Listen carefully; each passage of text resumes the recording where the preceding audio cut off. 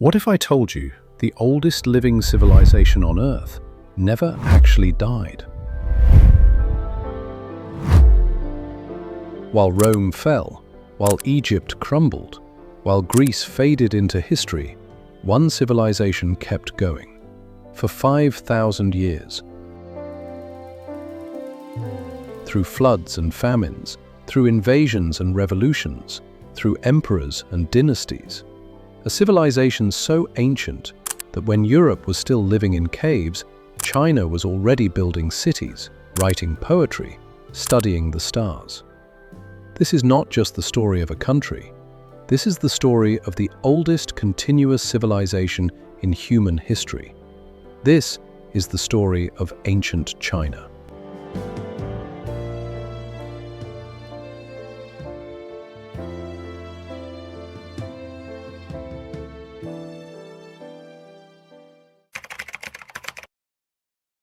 Every great civilization begins with water, and China began with the Yellow River. The Chinese call it Huang, the Mother River.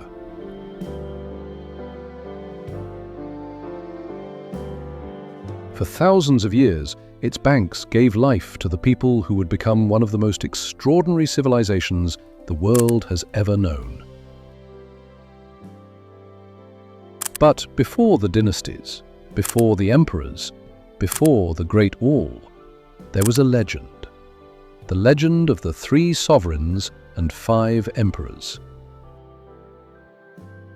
Semi-divine rulers who, according to Chinese tradition, founded Chinese civilization itself. The most famous among them was the Yellow Emperor, Huang. Said to have lived around 2700 BC, he is credited with teaching humanity the secrets of medicine, agriculture, and writing. Whether he was real or legend, his legacy shaped everything that came after.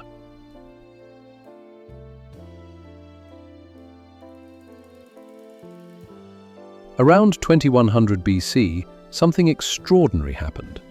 China's first true dynasty emerged from the floods of the Yellow River, the Xia dynasty.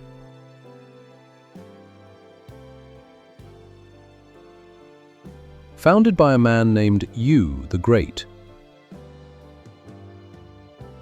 A man who, according to legend, spent 13 years controlling the devastating floods of the Yellow River, without once returning home to visit his family. His dedication saved millions of lives and earned him the throne of China's first kingdom. For the next 4,000 years, dynasty after dynasty would rise, rule, and fall. Each one leaving its mark on the greatest story ever told.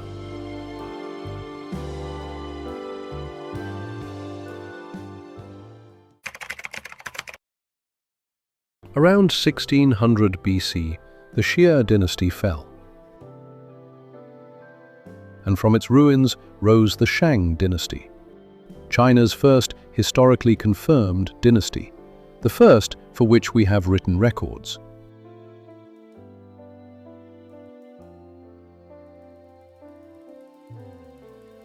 The first for which we have archaeological proof. The Shang were masters of bronze. Their craftsmen created weapons, vessels, and ceremonial objects of breathtaking beauty. Objects that still survive in museums today, 3,000 years later.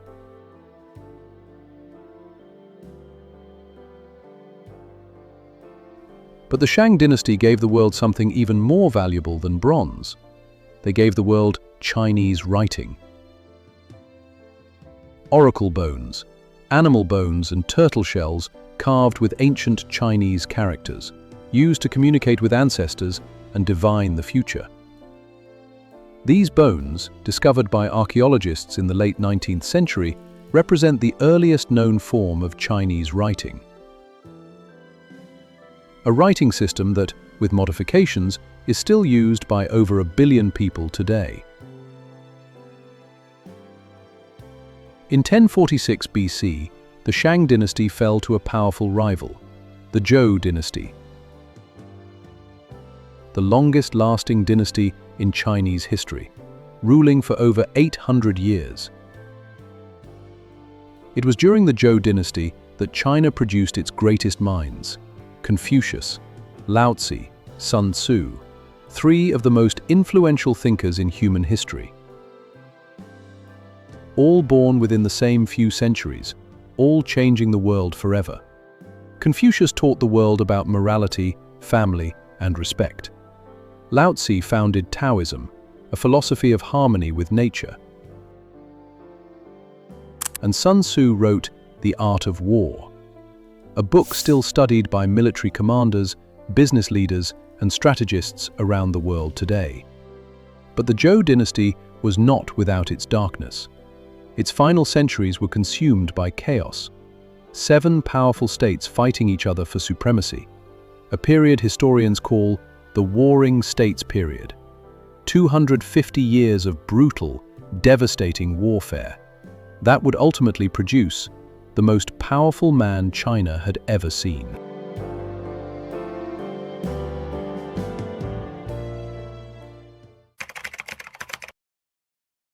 His name was Ying Zheng, and he became king of the state of Qin at the age of 13. By the time he was 38, he had conquered all 6 remaining states, united China for the very first time, and declared himself Qin Shi Huang, the first emperor of China. In just 11 years of rule, Qin Shi Huang changed China forever. He standardized the Chinese writing system, so every person in China could communicate. He standardized weights and measurements, so trade could flourish. He built a massive network of roads and canals, connecting every corner of his empire. He created China's first unified currency, and he began construction on a project so ambitious, so impossible, that it would take centuries to complete: the Great Wall of China. Qin Shi Huang ordered hundreds of thousands of workers, soldiers, peasants, prisoners, to connect and extend existing walls along China's northern border, to protect his empire from the nomadic tribes of the north. Hundreds of thousands died building it.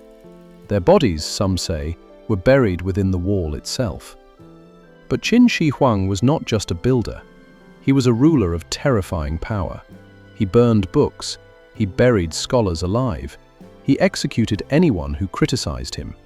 He was obsessed with immortality, sending expeditions across the sea in search of an elixir of eternal life. And when he died in 210 BC, he took his obsession with him to the grave, literally. His tomb, discovered in 1974 by farmers digging a well, contained one of the most extraordinary archaeological discoveries in human history: the Terracotta Army. Over 8,000 life-size clay soldiers, each one with a unique face, each one armed with real weapons, standing guard over their emperor for over 2,000 years. Qin Shi Huang died at 49. His dynasty collapsed just 4 years after his death. But his legacy was eternal. The very name China comes from the Qin dynasty.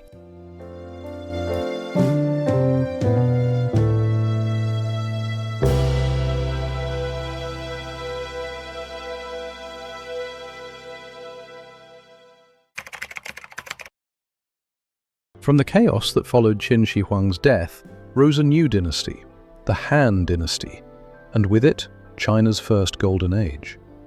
The Han Dynasty ruled for over 400 years, and during those 400 years, China became the most powerful empire on earth. Emperor Wu of Han, one of China's greatest rulers, expanded Chinese territory dramatically, pushing north against the nomadic Xiongnu, pushing west into Central Asia, opening the most important trade route in human history, the Silk Road. For the first time in history, China was connected to the rest of the world. Chinese silk, porcelain, and spices traveled west to Rome. Roman glass and gold traveled east to China. Ideas, religions, and technologies flowed in both directions. The world would never be the same.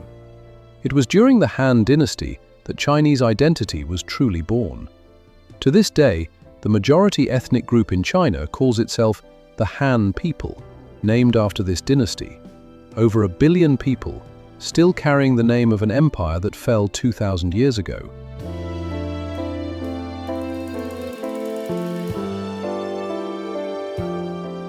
The Han Dynasty also gave China paper, the compass, the seismograph, and advances in medicine, mathematics, and astronomy that would not reach Europe for another 1,000 years. But like all great dynasties, the Han could not last forever. Internal corruption, power struggles, peasant rebellions. In 220 AD, the Han Dynasty collapsed, plunging China into centuries of division and warfare.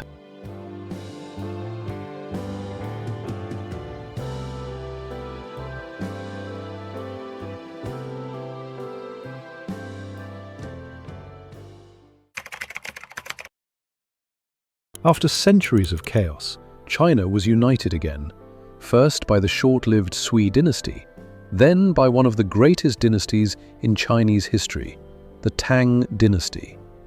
Under the Tang, China reached heights it had never seen before. Its capital city, Chang'an, modern-day Xi'an, became the largest city in the world, with over 1 million inhabitants, a cosmopolitan metropolis where merchants, monks, and scholars from across Asia gathered. The Tang dynasty produced China's greatest poets, Li Bai and Du Fu, whose words are still memorized by Chinese schoolchildren today. It produced advances in printing, porcelain, and tea culture. And it was during the Tang dynasty that China became the cultural center of all of Asia. Japan, Korea, and Vietnam all modeled their governments, writing systems, and cultures on Tang dynasty China. After the Tang came the Song dynasty, and with the Song came perhaps the most important invention in human history: gunpowder, the printing press, paper money. All invented in China, all during the Song dynasty, all changing the world forever.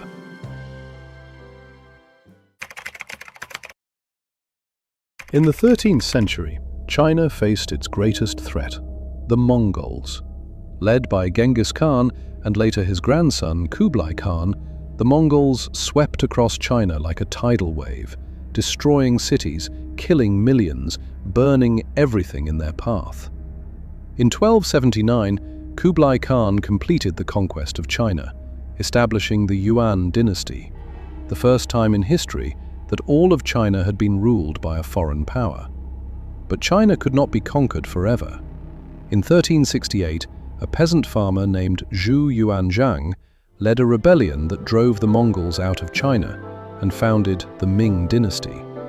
The Ming dynasty gave the world the Forbidden City, a palace so magnificent, so vast, so perfectly designed that it remains one of the greatest architectural achievements in human history.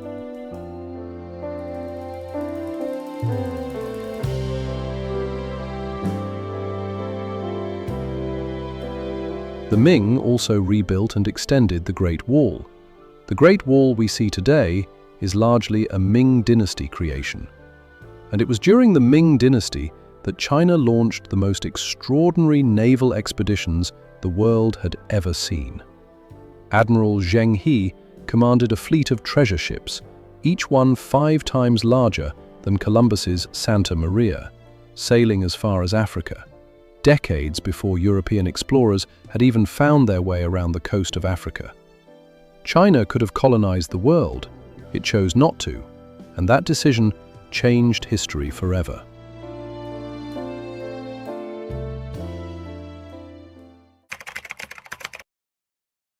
But the Ming dynasty left behind one more story, a story that is still unfinished today. Off the southeastern coast of China lies a small island. For thousands of years, it was home to indigenous peoples. The Chinese called it Formosa, beautiful island. Today, the world calls it Taiwan. In 1683, the Qing dynasty incorporated Taiwan into the Chinese Empire.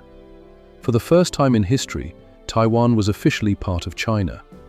But in 1895, China lost a devastating war against Japan, and as punishment, Taiwan was handed over to Japanese control.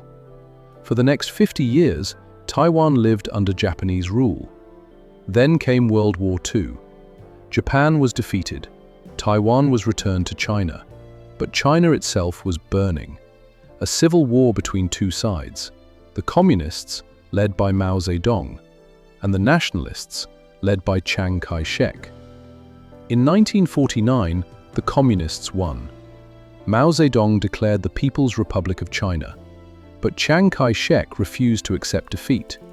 He took 2 million soldiers and civilians, crossed the water, and retreated to Taiwan. Two governments, both claiming to be the real China, separated by just 180 kilometers of ocean.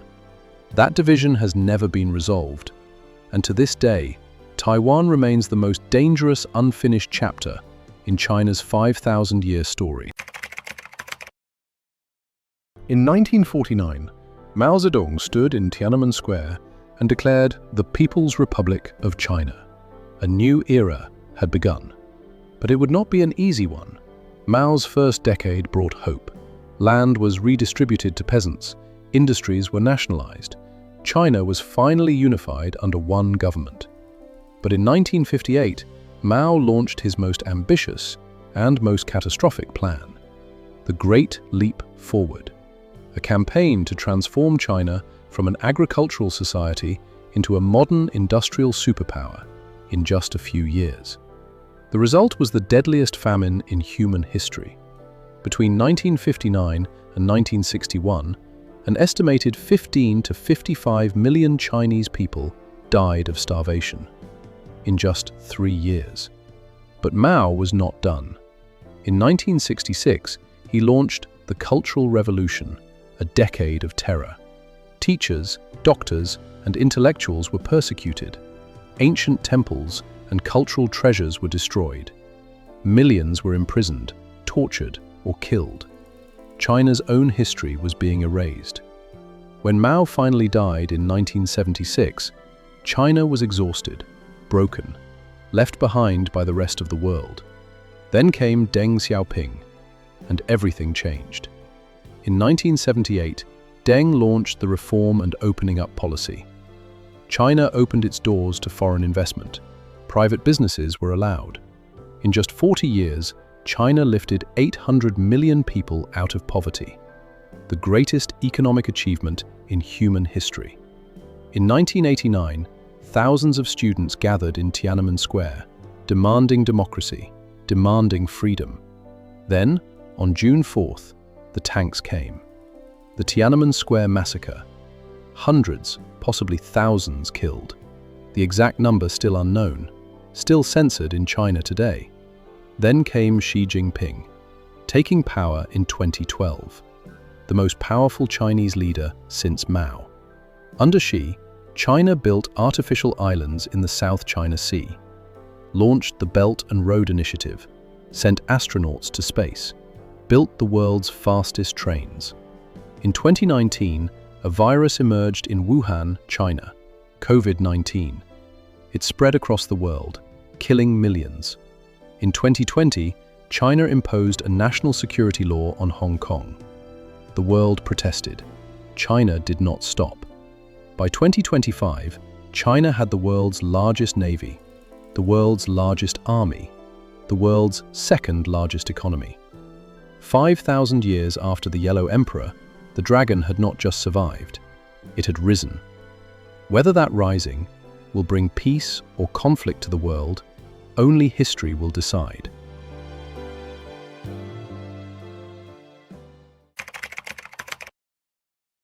"5,000 years, dynasty after dynasty, rise and fall. No civilization on Earth has survived what China has survived. Paper, printing, gunpowder, the compass, the Great Wall still stands, the terracotta army still watches, and 1,400,000,000 people still carry this forward."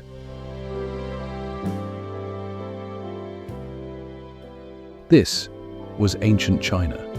Subscribe to World History Docs for more.